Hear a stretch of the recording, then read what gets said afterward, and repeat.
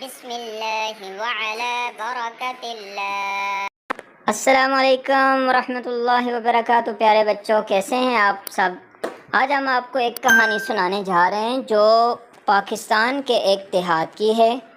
ایک غریب عورت جس کے میاں فوت ہو گئے تھے اور اس کا ایک ہی بیبی تھا، چھوٹا سا بچہ، جو محلے کی مسجد میں قرآن کریم پڑھا کرتا تھا۔ وہ عورت خود محنت مزدوری کرتی اور اپنا اور اپنے بچے کا پیٹ پالتی تھی۔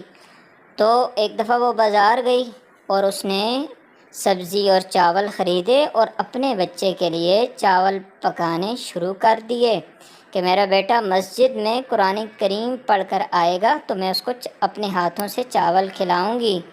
تو چونکہ دیہات میں گیس کی سہولت نہیں ہوتی تو لکڑیاں جلائیں اس نے اور اس پہ ہانڈی چڑھائی اور چاول اور سبزی بنائی، اور اس نے اپنے بیبی کو آواز دی اور اس کو اپنے پاس بٹھا کر سب سے پہلے اس نے دعا پڑھائی، بیٹا پڑھو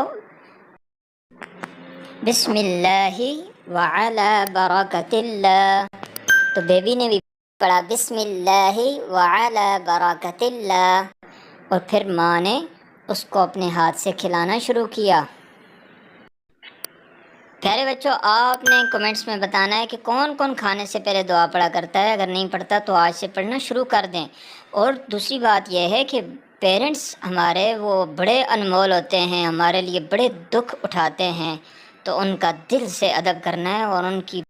تو پیارے بچوں، آپ نے بتانا ہے کیسی لگی آپ کو یہ کہانی، اور آپ نے ضرور کمنٹس میں اس کا رپلائی کرنا ہے اور ہمارے چینل کو سبسکرائب کرنا تاکہ نئی نئی کہانیاں آپ کے لیے ہم لا سکیں۔